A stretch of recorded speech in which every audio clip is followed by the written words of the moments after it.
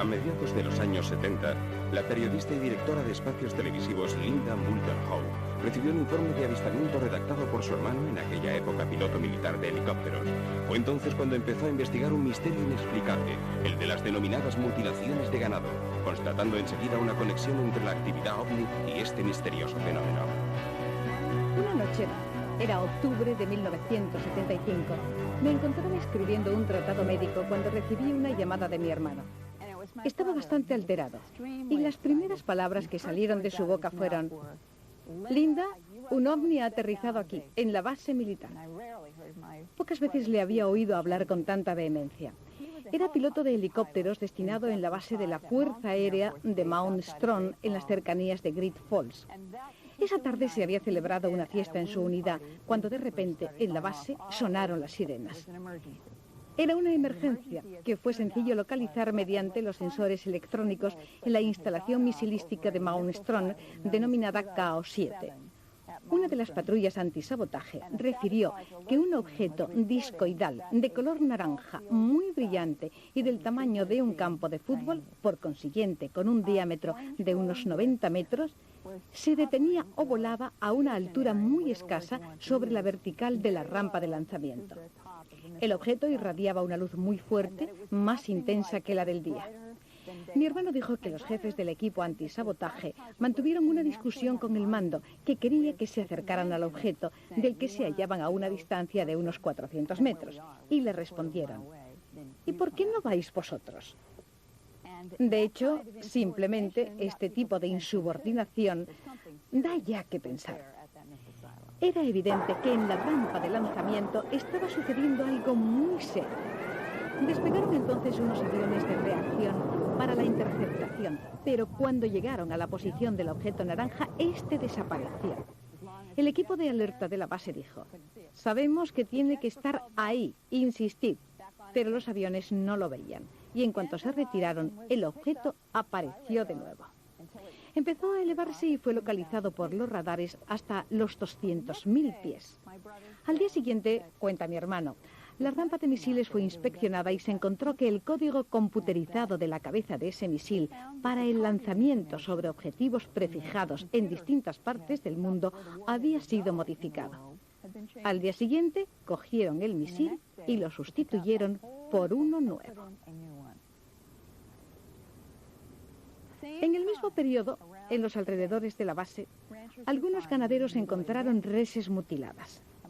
Ese mismo año, el 75, mi hermano habló con un oficial médico de la base de Mount Strong cuando un granjero llevó a la base una vaca que presentaba ablación de los labios realizada quirúrgicamente y de manera perfecta.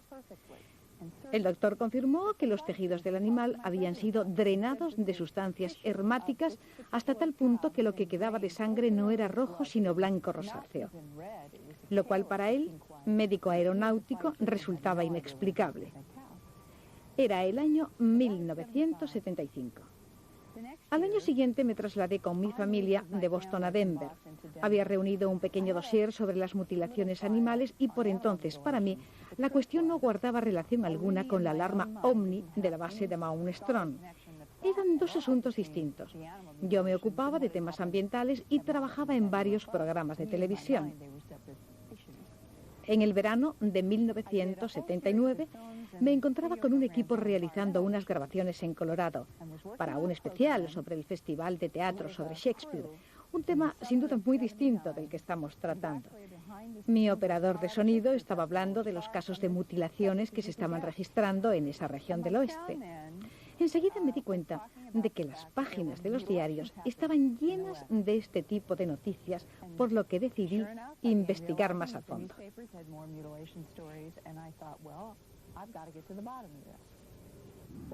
El fenómeno de las mutilaciones animales se remonta a fines de los años 60 y sé que en un principio atrajo la atención en todo el mundo de numerosas personas, aunque la mayoría pensaban que se trataba de la obra de animales predadores o de sectas satánicas. Así que me encontré en la situación realmente única e insólita de preguntarme quién podía querer investigar estos sucesos sobre una base seria. Y poco a poco me convertí en una autoridad en la materia. Pero tengo que decir que nunca sospeché que el enigma de las mutilaciones tuviera tal magnitud y se extendiera a nivel mundial. Pero las reses muertas son la prueba de que algo realmente insólito ha sucedido en nuestro planeta. Las mutilaciones han seguido llenando mis informes año tras año. Empecé a ocuparme seriamente del tema en 1979-80, cuando grabé el documental A Strange Harvest, mostrando una cosecha. El fenómeno era ya de alcance mundial y ha seguido siéndolo a lo largo de los años 80. Y hoy que estamos en los años 90, tengo precisamente aquí, ante mis ojos, un artículo de la Associated Press, Mutilaciones de ganado aún sin explicación. La fecha es 19 de agosto de 1990. El periódico es el Sunday Post de Vicksburg, Mississippi. El hecho ocurrió en un pueblo de Mississippi llamado Guntown. Hablé con Meg Gillan, el veterinario de Guntown. Leo en el periódico: una mula de casi 220 kilos fue encontrada a inicios de junio con la oreja izquierda amputada y 46 centímetros de piel de la parte izquierda de la caja torácica totalmente extirpada. Donde antes estaba la piel, le había sido practicado un orificio que llega hasta el corazón del animal. El veterinario dijo que podía mirar dentro de la caja torácica y que había visto un agujero justo en medio del corazón. ¿Nuestra tecnología puede hacer este tipo de cosas? Quizá el láser. Quizá el láser. Pero la cuestión es, ¿qué circunstancias pueden haber impulsado a uno o más exponentes de la comunidad humana a ocuparse de una mula con una técnica láser en Guntown, Mississippi? Los láseres modernos podrían haber hecho algo así, por ejemplo, los militares. Pero el fenómeno comenzó en 1967. En aquellos días, el rayo láser se estudiaba aún en laboratorio. Pero vuelvo a esa yegua hallada en el sur de Colorado, en septiembre de 1967. La llamaban Snippy, aunque su verdadero nombre era Lady. Le habían extirpado la carne del cuello y los huesos eran blancos, como si aquella yegua hubiese estado expuesta al sol durante meses.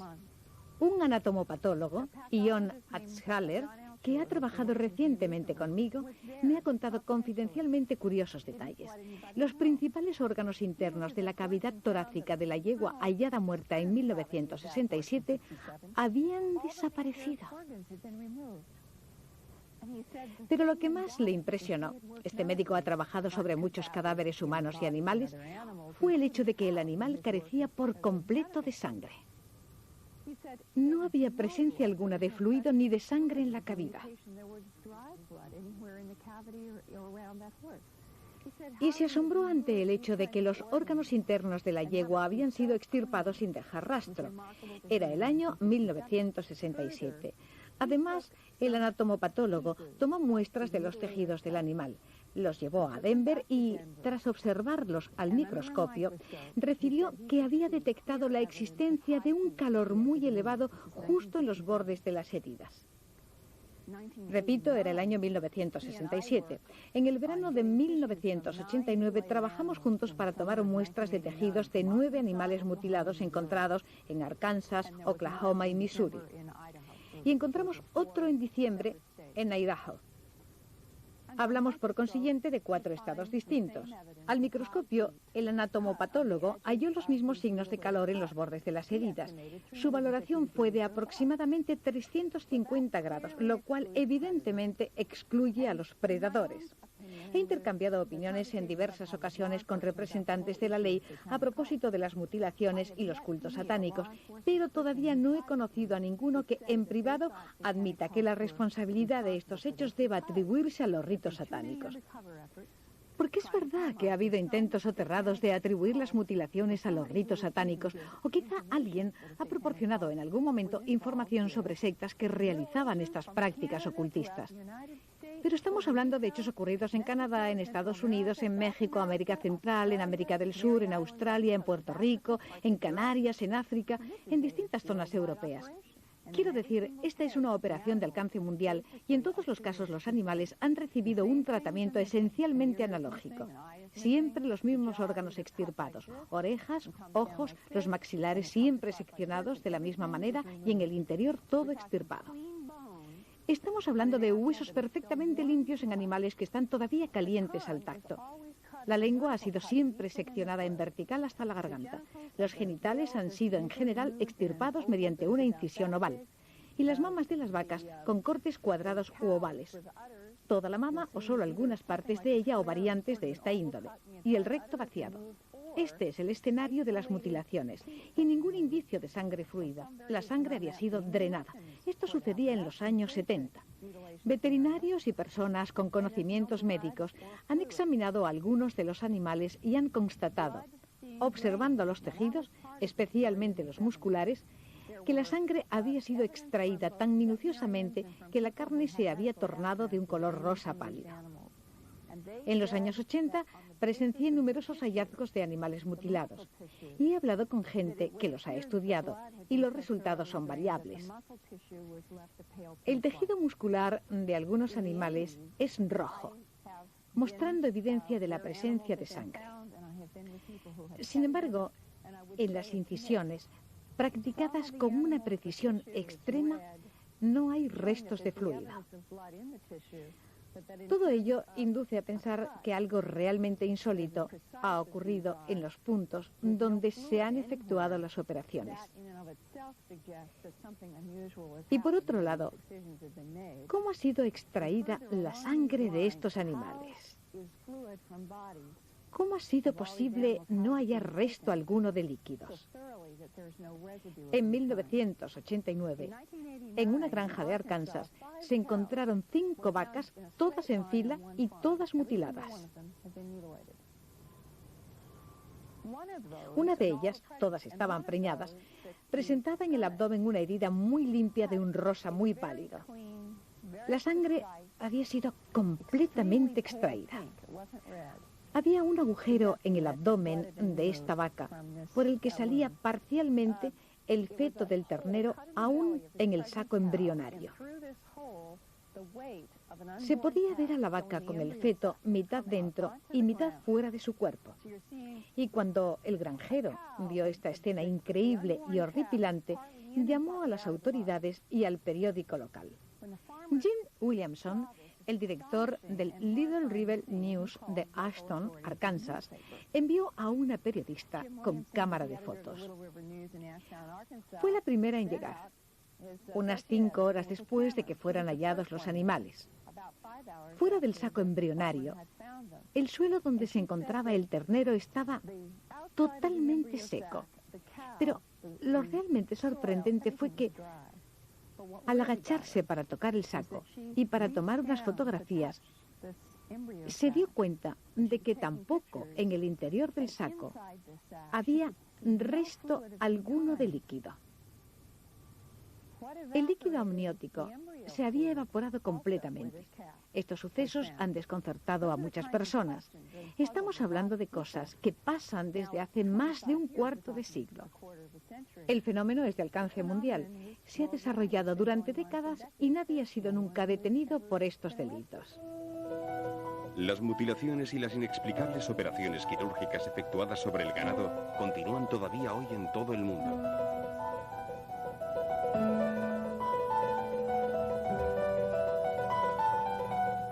Presentamos a continuación a George Knapp, de la cadena de televisión KLS de Las Vegas. Durante 2 años, de 1989 a 1990, George produjo numerosos y famosos documentales y programas sobre el fenómeno ovni y sobre las personas implicadas en él. Inicialmente confiaba en que sus programas aportarían credibilidad a la cuestión, habiendo sido muy bien recibidos en Norteamérica y en el extranjero.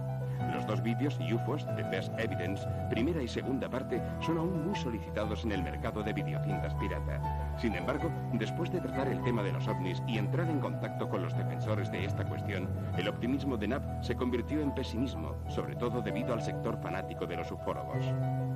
Algunas de las informaciones son muy preocupantes, cambian tu forma de ver las cosas. Tu forma de vivir cambia cuando te das cuenta de lo que está sucediendo. En cierto sentido, pienso que el gobierno tiene razón. Me explico. Si la historia saliera a la luz íntegramente, si el presidente anunciara por televisión que los extraterrestres están aquí, entre nosotros, que no podemos hacer nada, que están a punto de echar por tierra nuestros cimientos, se desmoronaría la fe religiosa, la confianza en el gobierno. Puede que la gente dejara de pagar impuestos, porque cambiaría la forma en que afrontamos la vida.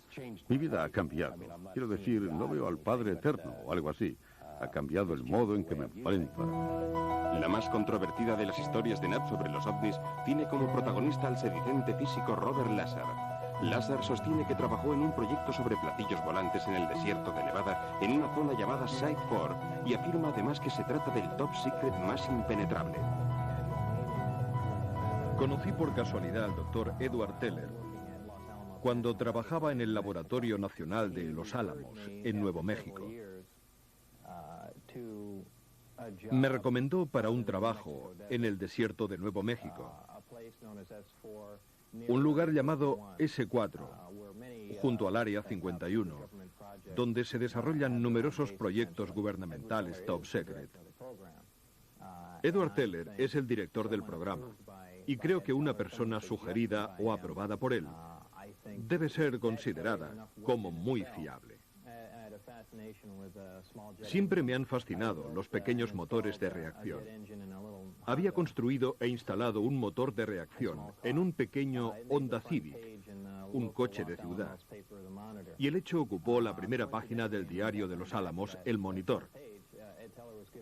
Por coincidencia, pues de hecho aparecía anunciado en la segunda página del periódico, Edward Teller estaba ofreciendo un seminario sobre el SDI, el Sistema de Defensa Espacial, en Los Álamos. Creo que era el mes de junio de 1982. Al entrar en la sala donde se celebraba la conferencia, yo pensaba que habría mucha gente, pero no fue así. Llegué con 1 hora y media de antelación y Ed Teller estaba sentado allí fuera. Acababa de comprar el periódico y estaba leyendo la primera página. Yo pensé, esta es la ocasión para presentarme. Puedo decirle, yo soy el joven sobre el que está leyendo, siempre he querido conocerle, y así sucesivamente. Y quizá charlar un poco. Efectivamente hablamos. Él parecía interesado en algunos temas, yo quería conocer su opinión sobre otros, y nos tomamos un café y un brioche juntos abajo en la cafetería. Bueno, así nos conocimos, tras lo cual asistí a su seminario. Un tiempo después me trasladé a Las Vegas y decidí ingresar de nuevo en el sector científico.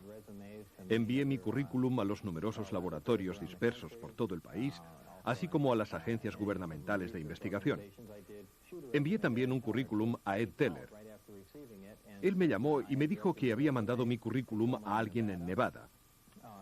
Se trataba de un proyecto clasificado como secreto y dijo que pronto me llamarían. El teléfono sonó a los 20 minutos. Era para la entrevista. Está claro que Ed Teller no se limitó a hacer una recomendación. Era una auténtica orden. Esa persona debía mantener una entrevista para ese trabajo. Eran los primeros meses de 1989 y yo había sido incluido ya en el proyecto, aunque lentamente, dado que mientras tanto el gobierno estaba llevando a cabo unas minuciosas investigaciones sobre mí. Era algo distinto a todo aquello para lo cual había trabajado hasta entonces.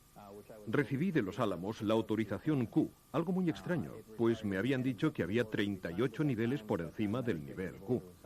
En aquella época era necesaria una orden ejecutiva para hacer efectivo el cargo, y la orden ejecutiva fue firmada por Ronald Reagan. Permanecí en el programa poco tiempo, hasta abril de 1989, me parece. Luego nuestros caminos se separaron. Al principio, durante las entrevistas, no me fue nunca declarado explícitamente, bien, Bob, trabajaremos con platillos volantes, o sobre las naves extraterrestres recuperadas de accidentes, o algo así. Mi cargo era de ayudante del director del cuerpo. Oficialmente tenía que trabajar sobre las técnicas más avanzadas de propulsión. Obviamente, cuando empecé a trabajar, a leer las instrucciones, me di cuenta de la naturaleza del proyecto. Teníamos que estudiar el origen de los vehículos voladores, la raza o el tipo de alienígenas que pilotaban la nave, cuáles eran su aspecto y su estructura física sobre la base de los informes de las autopsias y cosas así. En cuanto vi el material, comprendí que no se trataba de un proyecto corriente de investigación. Estábamos llevando a cabo una operación de ingeniería inversa. Nosotros teníamos el vehículo, una nave extraterrestre, y debíamos descubrir cómo funcionaba. Teníamos el producto final y debíamos descubrir la técnica de construcción, las leyes de física por las que se regía. Estaba, pues claro, el asunto sobre el que estábamos trabajando. Lo más extraño era que nunca se dijo una sola palabra explícitamente sobre el tema. Vi el vehículo volador, un gran platillo, un platillo volante, el típico platillo volante. Incluso entonces pensé, bueno, esta es obviamente una nueva creación del gobierno, una especie de objeto volador experimental, quizá un avión de combate del futuro, lo cual explica todas las locas historias sobre los platillos volantes, y nosotros tenemos que probar este aparato. Pero el momento más emocionante se produjo cuando vi el interior del vehículo y observé que el equipamiento y los asientos eran extremadamente pequeños, construidos para criaturas muy pequeñas o para niños. Naturalmente los niños no habrían tenido permiso para entrar, pero esto sucedía antes de que yo entendiera de qué se trataba. Estamos hablando de cosas extrañas y de tecnología que no existe. Las investigaciones a realizar sobre el vehículo habían sido repartidas minuciosamente. Había un grupo que se ocupaba específicamente del equipamiento para la navegación, otro de la metalurgia del vehículo, y otro más que trabajaba en la propulsión sobre el sistema de empuje del vehículo, que era aquel del cual se ocupaba mi grupo. Es decir, un sistema de investigación que permitía estudiar y entender a fondo lo que estaba ante nosotros. Así, en poco tiempo, ya que esa era nuestra única tarea, logramos reunir bastante información sobre el funcionamiento del vehículo. Es casi imposible comprobar mi empleo allí. En Los Álamos han negado que yo trabajara alguna vez allí, del mismo modo que hizo Kiermaier, el subarrendador de Los Álamos. Pero hemos encontrado una agenda telefónica del laboratorio con mi nombre. Había colegas que estaban dispuestos a testificar a mi favor, pero en general Los Álamos había mantenido todo oculto, negando incluso que yo viviera o hubiera vivido alguna vez en la ciudad, aun siendo conocido por muchas personas. Cuando Lazar fue citado en 1990, el juez confirmó también que el científico resultaba ser un hombre carente de ciudadanía. Qui c'è un fascicolo W2 che dimostra che Lazar ha lavorato per i servizi dell'intelligence navale degli Stati Uniti. E vedo ancora che il suo nome è presente in un'agenda del telefono del Laboratorio Nazionale di Los Alamos. È ovvio che sembra molto difficile avere informazioni sul signor Lazar da parte delle fonti governative, enormemente difficile. Enormemente difícil. Los avistamientos de ovnis no son lo único que sucede aquí en el desierto de Nevada. El periodista e investigador privado Tony Pelham ha pasado innumerables noches por todo el desierto de Nevada y ha encontrado reses mutiladas, extrañas luces en el cielo y hostiles guardias sin distintivo de reconocimiento. El desierto por fuera está lleno de patrullas con uniforme de camuflaje. Llevan M16 y no tienen ninguna insignia de reconocimiento. No son de las fuerzas aéreas, no son del ejército, no tienen ningún tipo de distintivo. Estuve a punto de chocar con ellos en una o dos ocasiones. Realmente había algo que no me cuadraba. He oído las más extrañas teorías en relación con estos hombres. Pero ellos me desafiaban a mí y yo les desafiaba a ellos. Cuando se acercaban me preguntaban, ¿qué estás haciendo aquí? Y yo respondía, ¿qué estáis haciendo vosotros aquí? Esta es tierra de todos. Estaba rondando alrededor de un área prohibida. Mi opinión es que el gobierno esconde algo que está mucho más protegido que el avión invisible F-117 o el U-2, algo clandestino. No sé si ahí puede haber una base subterránea alienígena, no sé si habrá ovnis o extraterrestres. Solo sé que tienen un aparato de seguridad mucho mayor que el que se ve habitualmente alrededor de cualquier tipo de instalación militar. No entiendo por qué los guardias de uniforme no llevan ningún distintivo. Cuando les he preguntado, ¿sois de la aviación o del ejército? Ellos no han respondido. Me dicen solo que abandone la zona. Las patrullas me han cogido y han llamado al distrito de policía del condado de Lincoln en 3 ocasiones. Y cada vez han extendido un informe sobre mí y me han ordenado que no me vuelva a acercar a la zona.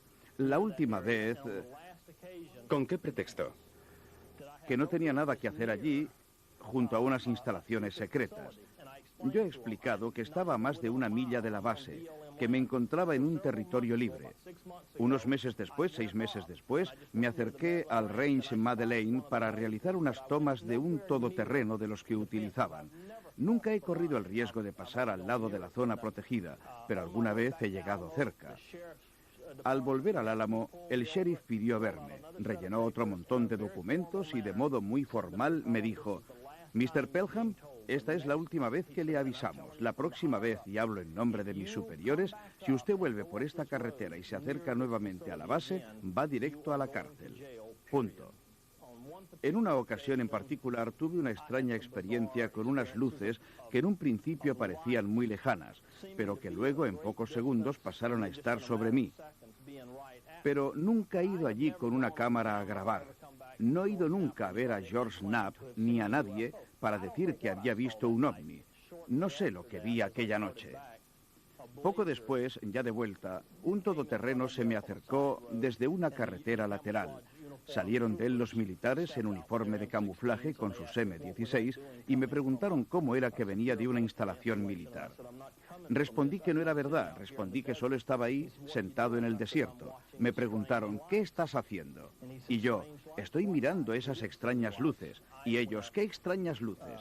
¿Qué luces? Nosotros no vemos ninguna luz». Luego fui al norte de Las Vegas, al norte de una zona conocida como Área 51.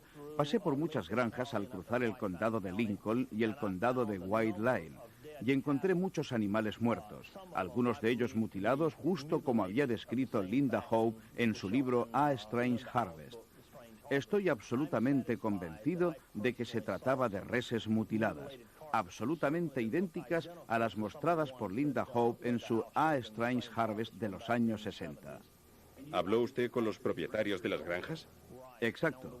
En un caso en particular, cuando mi hijo y yo encontramos un toro blanco y negro que tenía todos los signos clásicos de la ablación del maxilar inferior, de una oreja y del recto. Y la res no había sido tocada ni por coyotes ni por otros predadores. No había ningún tipo de huella en los alrededores. Cuando me acerqué a la gente que había acudido para enterarse de lo ocurrido, se limitaron a irse. Pregunté entonces en un par de granjas cercanas y me dijeron: «Sí, alguien ha robado ese toro, le ha disparado y luego lo ha dejado ahí». Bueno, esto no era verdad. Ese animal había sido mutilado. Hablé con las personas que desempeñaban cargos importantes en estos condados y me dijeron que, habiendo investigado poco tiempo atrás estas muertes y teniendo en cuenta los informes de la policía, según ellos los episodios de mutilaciones eran atribuibles a algo ajeno a nuestro planeta.